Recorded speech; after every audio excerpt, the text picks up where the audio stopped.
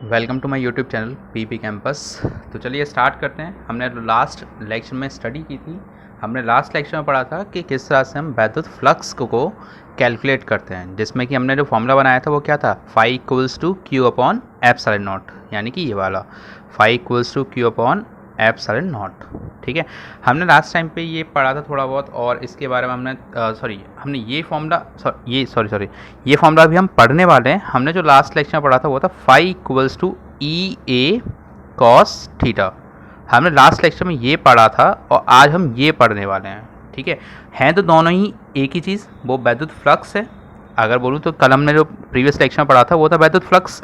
आज भी हम उसी की बात करने वाले हैं, लेकिन हमने जो कल कैलकुलेशन की थी वो कैलकुलेशन आज की कैलकुलेशन से थोड़ी डिफरेंट होने वाली है। ठीक है, आज हम जो कैलकुलेशन पढ़ने वाले हैं वो कैलकुलेशन होगी आपकी गॉस थ्योरम के बेस पर। ठीक है, तो गॉस थ्योरम क्या है, गॉस थ्योरम की स्टेटमेंट कहती क्या है, किस तरह से इसको ड्राइव करते हैं, हमें ये स्टडी करना है आज। ठीक है, तो पहले बात करते हैं गॉस थ्योरम क्या है। गॉस थ्योरम मतलब गॉस की प्रमेय की स्टेटमेंट है क्या। देखो, पहली चीज़ ये कि आपको जो इसमें पढ़ना है, पहले गॉस थ्योरम की बात कर लेते हैं। गॉस थ्योरम ये कहती है कि किसी बंद पृष्ठ से गुजरने वाला वैद्युत फ्लक्स उस पृष्ठ द्वारा घेरे गए कुल वैद्युत आवेश का 1 एप्सिलॉन नॉट गुना होता है। यानी कि मैं ये कह सकता हूँ कि किसी भी बंद, जैसे ये बंद पृष्ठ है, इस बंद पृष्ठ से गुजरने वाला वैद्युत फ्लक्स इस बंद पृष्ठ के अंदर घिरे कुल आवेश का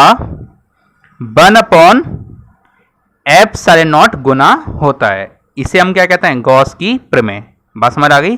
तो गॉस की प्रमेय आपको समझ में आनी चाहिए। अब इस गॉस प्रमेय को आपको क्या करना है, ड्राइव। तो गॉस प्रमेय ये थी कि किसी बंद पृष्ठ से गुजरने वाला वैद्युत फ्लक्स उस बंद पृष्ठ के द्वारा घेरे गए कुल आवेशों का 1 एप्सिलॉन नॉट गुना होता है। अब इसकी हमें उत्पत्ति करनी है। उत्पत्ति करने के लिए हमें करना क्या होगा, पहले वो समझ लो। देखो, पहले एक चीज आपको पता होनी चाहिए, वो ये कि प्लस क्यू आवेश की वजह से वैद्युत बल रेखाएं हमेशा उससे दूर जाती हैं, और जबकि माइनस क्यू आवेश की वजह से वैद्युत बल रेखाएं उसके पास आती हैं। ठीक है, ऐसे ही वैद्युत फ्लक्स का भी कॉन्सेप्ट होगा, क्योंकि वैद्युत फ्लक्स में हमारे पास क्या आ रहा है, क्यू आ रहा है। तो इसका मतलब क्या होगा, अगर ये पॉजिटिव है तो वैद्युत फ्लक्स बाहर जा रहा होगा, अगर ये नेगेटिव होगा तो वैद्युत फ्लक्स अंदर आ रहा होगा। बात समझ आ गई? तो अब देखो इसमें करना क्या है। करना ये है कि आप पहले ये मानोगे कि आपके पास किसी एक बिंदु O पर प्लस क्यू चार्ज रखा हुआ है। अब मान लो कि आपके पास सिर्फ चार्ज था, किसी बिंदु O पर रखा हुआ है। अब मुझे इसके द्वारा वैद्युत फ्लक्स कैलकुलेट करना है। तो गॉस थ्योरम ये कहती है कि जब भी आपको किसी भी आवेश के द्वारा किसी भी बिंदु पर वैद्युत फ्लक्स कैलकुलेट करना हो, तब करते क्या है। देखो, मैंने मान लिया कि मेरे पास किसी बिंदु O पर एक प्लस क्यू चार्ज रखा है, इससे r दूरी पर एक बिंदु है जिस पर मुझे क्या करना है, वैद्युत फ्लक्स कैलकुलेट करना है। तो उस बिंदु के चारों तरफ एक हम गॉसियन सरफेस यानी गॉसियन पृष्ठ को कल्पित कर लेते हैं, यानी मान लेते हैं, कल्पना कर लेते हैं उसकी। ठीक है, तो मैंने क्या किया, इस आवेश को चारों ओर से घेरे रखने के लिए इस बिंदु से गुजरने वाले एक गॉसियन पृष्ठ को ड्रॉ कर लेते हैं। अब करेंगे क्या, देखो गॉसियन पृष्ठ तो आवेश को चारों ओर से घेर रहा है। अब इन्हीं चारों ओर के किसी भी पॉइंट पर आपको क्या पूछा जा सकता है, आपसे पूछा जा सकता है वैद्युत फ्लक्स क्या होगा। तो उसके लिए हम करेंगे क्या, उसके लिए मैंने माना कि मेरे पास जो गॉसियन पृष्ठ होगा, अच्छा एक चीज ध्यान रखना, आवेश मान लो ऐसे रखा हुआ है आपके पास, बीच में पकड़ रखा है आपने, तो गॉसियन पृष्ठ इसके चारों ओर होगा। ठीक है, चारों ओर होगा मतलब चाहे वो ऐसे देखोगे या ऐसे देखोगे। ठीक है, यानी कि आप बात कर रहे हो या तो वो ऐसे भी हो सकता है या फिर ऐसे भी हो सकता है। तो कैसे भी हो, जैसे आप ऐसे समझ लो, गॉसियन पृष्ठ एक प्लास्टिक की बॉल की तरह होता है। गॉसियन पृष्ठ एक प्लास्टिक की बॉल की तरह होता है जिसके अंदर आप एक आवेश को रख सकते हो, ऐसे डील करके चलो। ठीक है, तो आप मान के चलो कि यहाँ पे एक आवेश है जो कि एक प्लास्टिक की बॉल के अंदर रखा गया है। अब प्लास्टिक की बॉल के सरफेस पर आपको क्या निकालना है, वैद्युत फ्लक्स कैलकुलेट करना है। तो आप क्या करोगे, उस बॉल के सरफेस पर एक छोटा सा एलिमेंट कंसिडर कर लो, ये एलिमेंट बन गया। ठीक है, अब इस एलिमेंट की अगर बात करूं तो इस एलिमेंट का अपना एक एकांक सदिश होगा, और मैं आपको बता चुका हूं एकांक सदिश हमेशा उस मिलाने वाली रेखा के अलोंग होता है। मैंने क्या किया, मैंने बिंदु O और बिंदु पी से एक रेखा ज्वाइन की जो आर दूरी पर होगी और इसी रेखा को आगे बढ़ाने पर हमें क्या मिलता है, एकांक सदिश। और सबसे बड़ी बात ये कि अगर प्लस क्यू आवेश है तो उसके द्वारा वैद्युत बल रेखाएं होंगी, वैद्युत बल रेखाएं हमेशा इस गॉसियन पृष्ठ से बाहर निकलेंगी। तो मैंने मान लिया कि वो इस एकांक सदिश के साथ कोई एक एंगल थीटा बनाते हुए बाहर निकल रही है। जैसे हमने प्रीवियस वीडियो में पढ़ा था ना कि हम एक एंगल मान लेते हैं थीटा, ठीक है, तो मैंने यहाँ पे थीटा मान लिया। अब एक और चीज आपको मैं बता चुका हूं कि इस पृष्ठ को हमने जो माना है, मैंने मान लिया इसका एरिया कितना होगा, डी ए इसका एक एरिया होगा। अब देखो एरिया ही क्यों होगा, क्योंकि जैसे मैंने आपको बोला कि आप एक प्लास्टिक की बॉल मान लो जिससे कि आवेश क्यू को चारों ओर से घेरा जा सके, तो आप उस प्लास्टिक की बॉल पे अज्यूम करो कि ऊपर से आपने एक एलिमेंट कंसिडर कर लिया। एलिमेंट जो भी कंसिडर करोगे वो कुछ इस तरह का होगा, ठीक है, और जब कुछ इस तरह का एलिमेंट होगा तो उसका अपना एक एरिया भी होगा। तो मैंने क्या किया, इस एलिमेंट का अपना एक एरिया मान लिया। अगर इसका अपना एक एरिया है तो इसका अपना एरिया का एक डायरेक्शन भी होगी, और एरिया वेक्टर की डायरेक्शन हमेशा एकांक सदिश के अलोंग होती है। एकांक सदिश ये है तो इसी के अलोंग क्या होगी, इसके एरिया वेक्टर की डायरेक्शन होगी। तो मैंने मान लिया कि एकांक सदिश की तरफ ही इसके एरिया वेक्टर की डायरेक्शन है और इलेक्ट्रिक फील्ड इसे थीटा एंगल बनाते हुए रखा गया है। ठीक, अब बात आती है फ्लक्स की। तो आपको फ्लक्स कैलकुलेट करना है तो उसके पहले आप क्या मान लेते हो, यहाँ पे मान लो कि आपके पास इलेक्ट्रिक फील्ड होगा। इलेक्ट्रिक फील्ड का परिमाण कितना होता है, 1/4 pi epsilon naught Q upon R square. R क्या होगी, दूरी। तो देखो ये आर होगी दूरी, इस पॉइंट पे वैद्युत क्षेत्र की तीव्रता क्या होगी, वैद्युत क्षेत्र की तीव्रता होगी 1/4 pi epsilon naught Q upon R square. R क्या होगी यहाँ से, दूरी। अब आपके पास ये तो हो गया इलेक्ट्रिक फील्ड। और अगर बात करूं तो हम जो पढ़ चुके हैं प्रीवियस वीडियो में, तो हमने प्रीवियस वीडियो में पढ़ा था कि किसी भी अल्पांश क्षेत्रफल से गुजरने वाला वैद्युत फ्लक्स होता है हमारे पास ई डी ए। अच्छा, अगर एरिया स्मॉल है तो वैद्युत फ्लक्स भी कैसा होगा, स्मॉल होगा। ठीक है, मैंने आपको बोला कि अगर आप ये मान के चलो जो हमने प्रीवियस वीडियो में पढ़ा था उसके अकॉर्डिंग ये था कि किसी भी अल्पांश क्षेत्रफल से गुजरने वाला वैद्युत फ्लक्स होता है d phi equals to E d A. D A क्या हो गया, अल्पांश क्षेत्रफल, डी फाई क्या हो गया, वैद्युत फ्लक्स जो इस एलिमेंट से गुजर रहा होगा। अब मैं क्या करूंगा, यहाँ पे ई की वैल्यू पुट कर देता हूं इक्वेशन 1 से, तो क्या आ जाएगी 1/4 pi epsilon naught Q upon R square into d A. अच्छा, ये डॉट होता था हमारे को याद होगा, डी फाई इक्वल्स टू क्या होता था, ई डी ए। तो यहाँ पे डॉट लगेगा। अब डॉट को जब हटाओगे तो क्या रहेगा, डॉट हटाने पर आपके पास आएगा 1/4 pi epsilon naught Q upon R square d A cos theta which is equals to d phi. ठीक है, बात समझ आ गई। और एक चीज और आप पढ़ चुके हो, मैं इसको ऐसे लिख सकता हूं, पहले तो एडजस्टमेंट कर लेते हैं थोड़ा सा। मैंने लिख लिया Q upon 4 pi epsilon naught और एक ब्रैकेट में लिखा d A cos theta upon R square. अच्छा, आप लोगों को मैंने जब सॉलिड एंगल पढ़ाया था तो उसका एक स्पेशल केस कराया था इससे जस्ट प्रीवियस वीडियो के स्टार्टिंग में, जिसमें मैंने आपको बताया था कि सॉलिड एंगल अगर आप किसी भी एक केंद्र पर बनाते हो तो उसमें क्या आता है, सॉलिड एंगल की वैल्यू थी d omega equals to d A cos theta upon R square.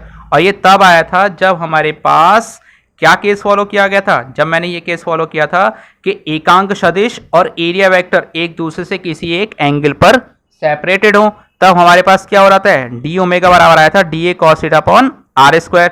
यानी कि मैं इस वैल्यू को किससे रिप्लेस कर सकता हूं, सॉलिड एंगल से।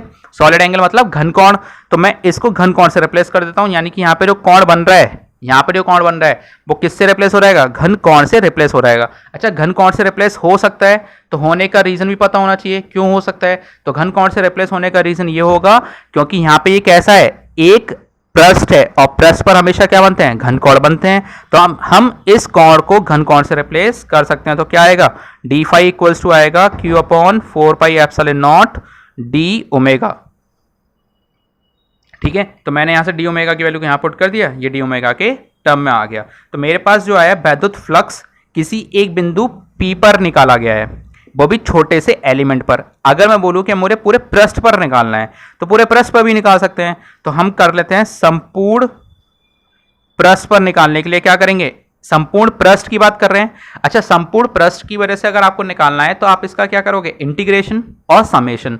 अगर आप यहां पे छोटे छोटे अवयव मानते हो जो कि टेंस टू 0 नहीं है तो आप समेशन कर दोगे। लेकिन मैंने आपको प्रीवियस वीडियो में क्या बताया था कि अगर स्मॉल एलिमेंट बहुत ज़्यादा छोटे हों तो हम वहाँ पे क्या करते हैं, इंटीग्रेशन। तो बहुत ज़्यादा छोटे मान लेता हूँ, तो संपूर्ण पृष्ठ के द्वारा अगर आप निकालोगे टोटल फ्लक्स कितना होगा, तो आप क्या करोगे, इसका इंटीग्रेशन।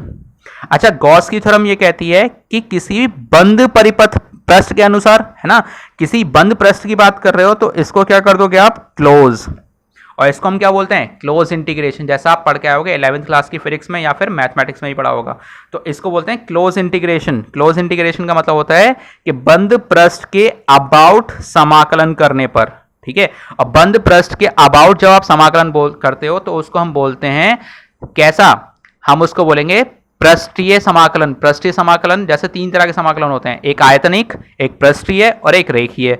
हम जब रेखीय करते हैं तो एक लाइन, और जब हम पृष्ठीय करते हैं तो 2 बार, और जब आयतनिक करते हैं तो उसका इंटीग्रेशन 3 बार किया जाता है। अगर मैं यहाँ पे बोल रहा हूँ क्लोज इंटीग्रेशन, क्लोज इंटीग्रेशन का मतलब होता है हमेशा पृष्ठीय।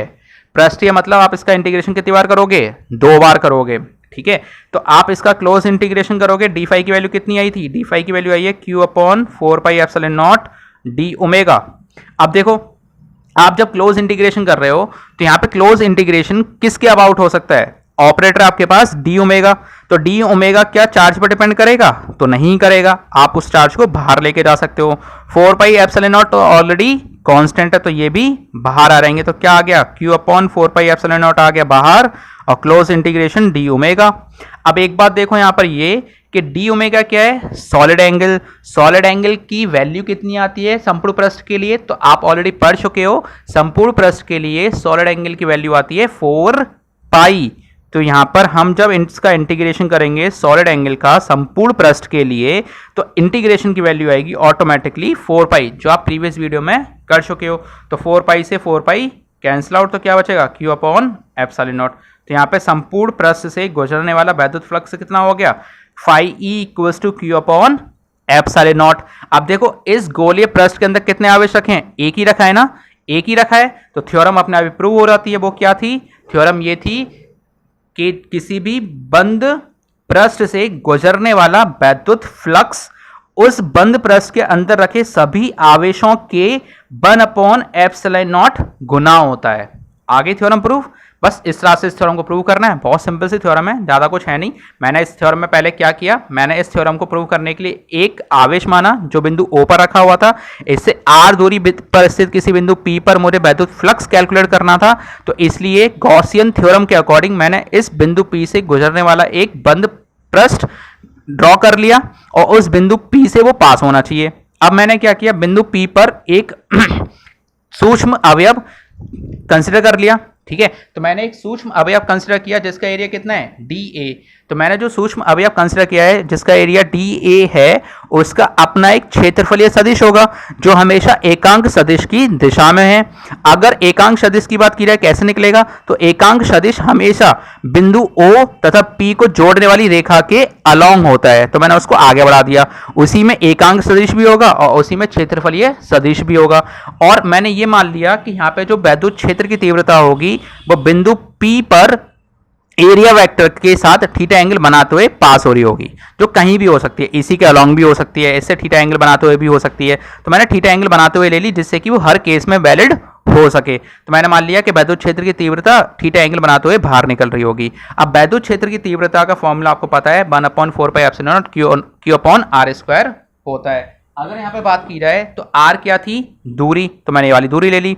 अब हमने प्रीवियस लेक्चर में पढ़ा था कि डी फाई इक्वल्स टू क्या होता है, E डॉट dA। तो E की वैल्यू यहाँ से यहाँ पुट कर दो, dA को ऐसे रहने दो, जब डॉट हटाओगे तो क्या रहेगा, cos थीटा आ जाएगा। और हम पढ़ चुके हैं सॉलिड एंगल के लिए कि जब एकांक सदिश और क्षेत्रफलीय सदिश किसी एक एंगल पर शिफ्ट हो जाते हैं तो सॉलिड एंगल की वैल्यू हो जाती है dA cos theta upon r²। तो मैंने यहाँ पर डी ओमेगा से रिप्लेस कर दिया। डी ओमेगा से रिप्लेस करने के बाद यहाँ पे मैंने क्या किया, डी फाई की वैल्यू निकाली और डी फाई को संपूर्ण पृष्ठ के लिए इंटीग्रेट कर दिया। संपूर्ण पृष्ठ के लिए जब भी इंटीग्रेट किया जाता है तो ध्यान रखोगे कि वो हमेशा एक क्लोज इंटीग्रेशन को फॉलो करता है, और क्लोज इंटीग्रेशन को फॉलो करने की वजह से उस क्लोज इंटीग्रेशन पर उसकी वैल्यू हो जाएगी कितनी, 4π, और 4π से 4π कैंसिल आउट हो गया आपके पास रिजल्ट आ गया, और उसकी वैल्यू क्या आएगी, φe = q/ε0।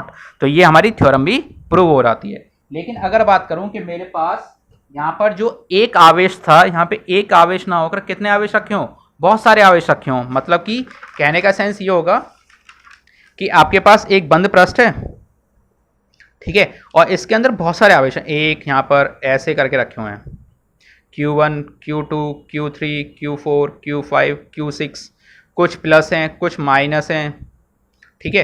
तो यहाँ पर थ्योरम क्या बनेगी, थ्योरम ये बनेगी कि बंद किसी भी क्लोज पृष्ठ से या बंद पृष्ठ से गुजरने वाला वैद्युत फ्लक्स उस बंद पृष्ठ के अंदर रखे सभी आवेशों के बीजगणितीय योग का 1/ε0 गुना होता है। बीजगणितीय योग करना है तो जितने भी आवेश हैं उन सबको जोड़ दो, जो माइनस में है वो माइनस में लिखो, जो प्लस में वो प्लस में लिख दो, ठीक है, एंड सो ऑन इन्फिनिटी तक जाएगा। अब इन सबको बीजगणितीय योग के बराबर होता है तो समेशन Q/ε0, और यहाँ पे मान लो आई होगा, आई जा रहा होगा 1 से लेके n तक, हो गई ये थ्योरम। तो ये तब हो जाती है जब हमारे पास एक से ज्यादा आवेश रखे गए हों। अगर एक से ज्यादा आवेश होंगे तो उन सबका बीजगणितीय योग हमेशा 1/ε0 गुने के बराबर होगा वैद्युत फ्लक्स के, ठीक है। तो ये समझ आ गया होगा। एक केस और है इसमें कि अगर आवेश अंदर रखे गए तो ये होगा, मान लो कि बंद पृष्ठ के आवेश को बाहर रखा गया, किसी बिंदु O पर बाहर रख दिया, ठीक है। मैंने मान लिया कि बिंदु पृष्ठ O के बिंदु O पर कोई चार्ज रखा गया जो कि पृष्ठ के बाहर होगा। तो यहां पे क्या करोगे, आप एक गॉसियन पृष्ठ जो ड्रॉ किया है उस पर दो काल्पनिक रेखाएं खींचो, ठीक है। तो और वो दोनों काल्पनिक रेखाएं दोनों पोर्शन से देखोगे तो बाहर निकली चाहिए, यहां मतलब यहां से यहां पे कट करेगी और यहां से यहां पे कट करेगी, तो यहां पर एक एक पृष्ठ बन जाएगा, यहां पे एक पृष्ठ बन रहा होगा, ऐसे ही यहां पर एक पृष्ठ बन रहा होगा, दोनों साइड पर एक एक पृष्ठ बनेंगे। अब अगर बात करूं पृष्ठ बन रहे होंगे, देखो यहां पे वैद्युत बल रेखाएं पृष्ठ के अंदर एंटर करेंगी और यहां से लीव करेगी, ठीक है। बात समझ आ रही है कहना क्या चाह रहा हूं, कहना मैं ये चाह रहा हूं कि अगर मैंने दो पृष्ठ बनाए हैं, यहां पर देखोगे तो यहां पर वैद्युत क्षेत्र की तीव्रता एंटर कर रही होगी आवेश की वजह से, क्योंकि वैद्युत आवेश देखोगे तो कहां रखा हुआ है, बाहर रखा हुआ है, तो वैद्युत क्षेत्र की तीव्रता आवेश से दूर जाती है, यानी कि यहां से तो अंदर जा रही होगी और यहां से बाहर जा रही होगी। मान लो कि ये एक एलिमेंट है जिसका एरिया कितना है dA2 और इसका मैंने मान लिया कितना होगा dA1, बात सही है, मैंने मान लिया इसका एरिया होगा dA1, इसका एरिया होगा dA2। अब इस एरिया का अपना एक क्षेत्रफलीय सदिश होगा, उस क्षेत्रफलीय सदिश की मैंने दिशा मान ली कि इसी इलेक्ट्रिक फील्ड की दिशा में है, मान लेते हैं, तो मान लो dA2 हो गया ये, और जबकि इसका अपना क्षेत्रफलीय सदिश कहाँ होगा, बाहर की ओर। हमेशा ध्यान रखना क्षेत्रफलीय सदिश पृष्ठ के बाहर या अंदर दोनों साइड पर ड्रॉ किया जा सकता है, लेकिन जब हम यहां पे बाहर की साइड ले रहे हैं तो यहां भी हम बाहर की साइड लेंगे, तो बाहर ही ले दिया, तो यहां पर हो गया बाहर dA1 और इलेक्ट्रिक फील्ड कहां है, अंदर की साइड पर। देखो इलेक्ट्रिक फील्ड अंदर जा रहा है और एरिया बाहर आ रहा है, तो इनके बीच में कितने का एंगल हो गया, इनके बीच में एंगल हो गया 180 डिग्री का, और जब भी 180 डिग्री के एंगल हो जाते हैं तो फाई क्या लिखोगे आप, फाई लिखोगे माइनस में, ठीक है, और जबकि सेकंड वाले केस के लिए क्या लिखोगे, प्लस में, ठीक है, सेकंड वाले केस में प्लस में, क्योंकि एंगल दोनों में जीरो है, और जीरो यानी कॉस जीरो की वैल्यू कितनी होती है, +1, और जबकि कॉस 180 डिग्री की क्या होती है, -1, तो इसी वजह से यहाँ पे माइनस आएगा और यहाँ पे क्या आएगा, प्लस, ठीक है, बात समझ आ गई। अगर मैं बात करूँ φ1 की वैल्यू की, तो φ1 हमने जो अभी कैलकुलेट किया था उसके अकॉर्डिंग क्या आ रहा था, उसके अकॉर्डिंग आ रहा था Q/ε0 d⍵/4π। देखो अभी अभी हमने निकाला था, ये आया, हमने अभी जो कैलकुलेशन की थी वो क्या आई थी, d∅ = Q/ε0 d⍵/4π, तो मैंने यहाँ पर भी वही लिख दिया। देखो मान लो कि स्मॉल एलिमेंट की वजह से थे ये, तो स्मॉल की वजह से होंगे तो डी लगा दो। अब देखो पहले की वजह से निकाल रहे हो तो ये आएगा लेकिन माइनस के साथ, और दूसरे की वजह से निकालोगे तो क्या आएगा, आएगा तो सेम ही लेकिन प्लस के साथ। एरिया पे क्या ये डिपेंड कर रहे हैं, एरिया पे ये डिपेंड नहीं कर रहे, एरिया ही था, यहाँ पे कम था यहाँ पे ज़्यादा था, और एरिया पे डिपेंड नहीं कर रहे, बस हाँ इस चीज़ पे डिपेंड कर रहे हैं कि क्षेत्रफलीय सदिश की दिशा क्या होगी। तो दिशा के बेस पर एक नेगेटिव हो गया और एक पॉजिटिव हो गया, लेकिन इस चीज़ पे डिपेंड नहीं कर रहे कि एरिया कितना होगा, तो उससे फ़र्क ही नहीं पड़ता, दोनों फॉर्मूले क्या रहने वाले हैं, सेम। अगर मैं बोलूँ दोनों की वजह से कुल कितना होगा, तो d∅ बराबर होगा d∅1 + d∅2 2, देखो एक प्लस माइनस में तो माइनस में लिख दो, माइनस की Q upon epsilon not D omega upon 4 पाई, और एक प्लस में तो प्लस में लिख दो, ठीक है। एक प्लस में एक माइनस में दोनों कैंसिल आउट हो जाएंगे, तो डी फाई की वैल्यू कितनी आ गई 0। अगर सूक्ष्म अवयव की वजह से आने वाला वैद्युत फ्लक्स 0 है तो संपूर्ण पृष्ठ के लिए भी कितना होगा 0, क्योंकि आप जब इसका इंटीग्रेशन करोगे तो 0 पे कोई फर्क पड़ेगा नहीं पड़ेगा। तो इसी वजह से कहते हैं कि अगर कोई आवेश वैद्युत फ्लक्स यदि कोई आवेश किसी पृष्ठ के बाहर रखा हो तो बाहर रखे होने पर वैद्युत फ्लक्स हमेशा 0 होगा, और जबकि अगर आवेश अंदर रखा गया है तो उसकी वजह से वैद्युत फ्लक्स कितना होगा, सभी आवेशों के योग के 1/ε0 के बराबर होगा, ठीक है।